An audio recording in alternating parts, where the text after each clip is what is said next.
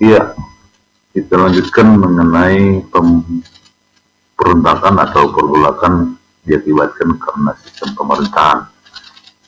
Lahir beberapa pemberontakan antara lain PRRI, Permesta, dan persoalan negara federal serta BPO. Nah, kita lihat pemberontakan PRRI atau pemerintahan revolusioner Republik Indonesia itu di latar belakangnya adanya kecemburuan pemerintah daerah terhadap pemerintah pusat. Dalam hal ini menyangkut keberadaan Tentara Nasional Indonesia di daerah, kemudian menyangkut anggaran juga. Proses pemberontakan PRRI ini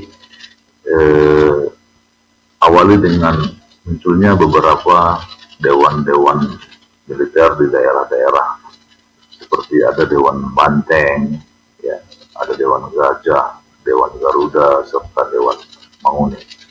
Nah, pemimpin atau panglima-panglima militer di daerah-daerah yang membentuk dewan-dewan militer inilah yang menjadi pemimpin pemberontakan PRRI tersebut.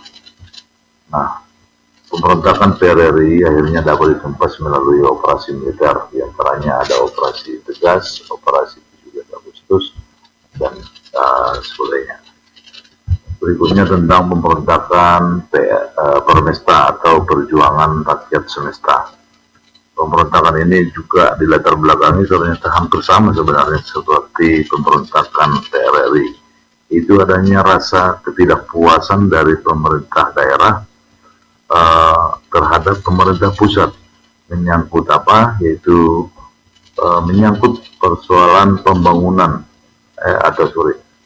pembagian alokasi biaya pembangunan atau anggaran biaya pembangunan yang tidak seimbang di daerah-daerah tersebut, sehingga muncul pemberontakan Permesta ini yang dipimpin oleh Pence Sumual melalui proklamasi berdirinya atau lahirnya Permesta, yaitu Piagam Perjuangan Rakyat Semesta, ya, pada tanggal 2 Maret 1957. Ya. Tapi pemberontakan ini juga berhasil ditumpas melalui operasi militer, yaitu ada Operasi Merdeka serta Operasi Sabta Marga. Nah, beberapa dari anggota Permesta itu akhirnya diberikan pengampunan atau amnesti dan abolisi oleh pemerintah pusat melalui keputusan Presiden nomor 322 tahun 1961. Nah, yang berikutnya adalah persoalan negara federal dan BPO. Negara federal itu yang maksud dengan federal adalah negara serikat. Nah, pembentukan negara federal ini berawal dari upaya Van Mook, yaitu seorang berkebangsaan Belanda yang ingin menegakkan kekuasaan Belanda di Indonesia melalui apa? Melalui pembentukan negara-negara serikat atau federal. Nah, pada Mei 1948 negara-negara federal itu mengadakan pertemuan. Nah, mereka disebut nanti dengan BPO. Nah, sehingga muncul dua golongan di dalam masyarakat Indonesia, yaitu ada golongan federal, yaitu golongan yang pro terhadap Belanda dan ingin mempertahankan bentuk serikat.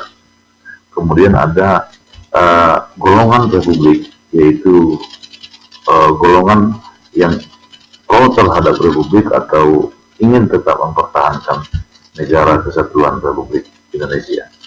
Nah, sehingga namun akhirnya apa yang diinginkan oleh Belanda tidak dapat tercapai. Kenapa? Karena dalam perkembangan berikutnya ada muncul ketidakpuasan dari negara-negara RIS, sehingga negara-negara RIS ini bergabung dan ingin kembali menjadi bagian dari NKRI. Nah, secara resmi akhirnya RIS bubar dan kembali ke negara kesatuan Republik Indonesia sejak tanggal 17 Agustus 1950.